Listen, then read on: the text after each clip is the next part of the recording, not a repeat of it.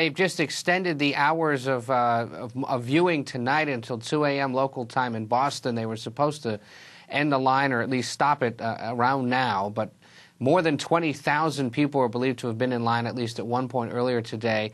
These are numbers that rival the similar processions and demonstrations of grief for U.S. presidents that lie in state at the U.S. Capitol here in Washington.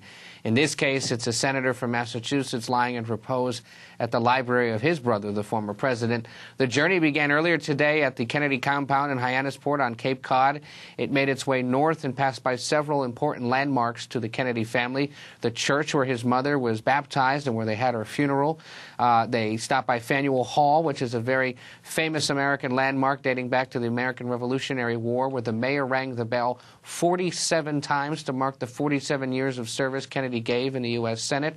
And now he lies in repose through tomorrow afternoon. Friday night there will be a wake that will be attended by Vice President Biden and many other senators and the entire Kennedy family. Saturday morning it's a funeral at a Basilica in Boston where President Obama will eulogize him. Obama will be joined by his predecessors, Jimmy Carter, George Bush I, Bill Clinton, and George Bush II.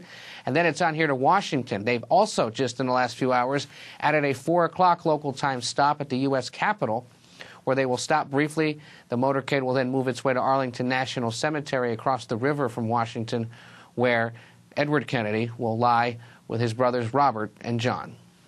Now, Ed, there's a political side of this story at the same time. Democrats, they're racing to fill Edward Kennedy's seat in the Senate.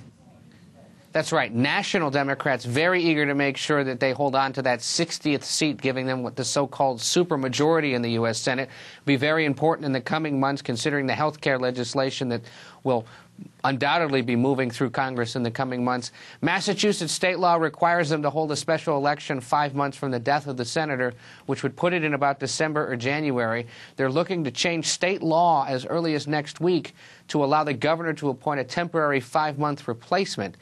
A leading candidate to take that seat tonight, if it happens, is the senator's second wife, Vicky, the woman who has organized all of these activities that continue through Saturday. Marcus.